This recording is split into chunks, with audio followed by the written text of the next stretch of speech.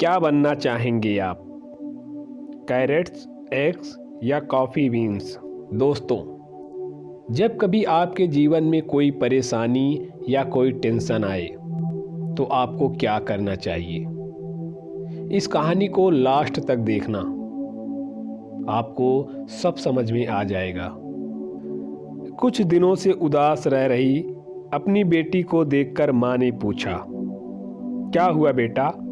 मैं देख रही हूँ तुम बहुत उदास रहने लगी हो। सब कुछ ठीक तो है ना? कुछ भी ठीक नहीं है माँ। आप इसमें बॉस की फटकार, दोस्तों की बेमतलब की नाराज़गी, पैसों की दिक्कत, मेरा मन बिल्कुल अशांत रहने लगा है। माँ, जी में तो आता है कि ये सब छोड़ छाड़ कर कहीं चली जाऊं, बेटी ने रुआसे होते हुए कहा। माँ ये सब सुनकर गंभीर हो गई और बेटी का सिर सहलाते हुए किचन में ले गई। वहाँ उन्होंने 3 पैन उठाए और उनमें पानी भर दिया। उसके बाद उन्होंने अपने पैन में कैरेट, दूसरे में एग्स और तीसरे में कुछ कॉफ़ी बीन्स डाल दी। फिर उन्होंने तीनों पैन्स को चूल्हे पे चढ़ा दिया और बिना कुछ बोले उनके खौलने का इंतज़ार करने लगी। लगभग 20 मिनट बाद उन्होंने गैस बंद कर दी और फिर एक एक करके कैरेट्स और एग्स अलग अलग प्लेट में निकाल दिए और अंत में एक मग में कॉफ़ी उड़ेल दी। माँ ने बेटी से पूछा, बताओ तुमने क्या देखा? कैरेट्स, एग्स, कॉफ़ी और क्या?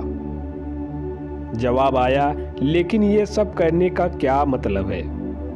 माँ बोली, मेरे करीब आओ और इन कैरेट्स को छूकर देखो। बेटी ने छूकर देखा, कैरेट्स नर्म हो चुके थे।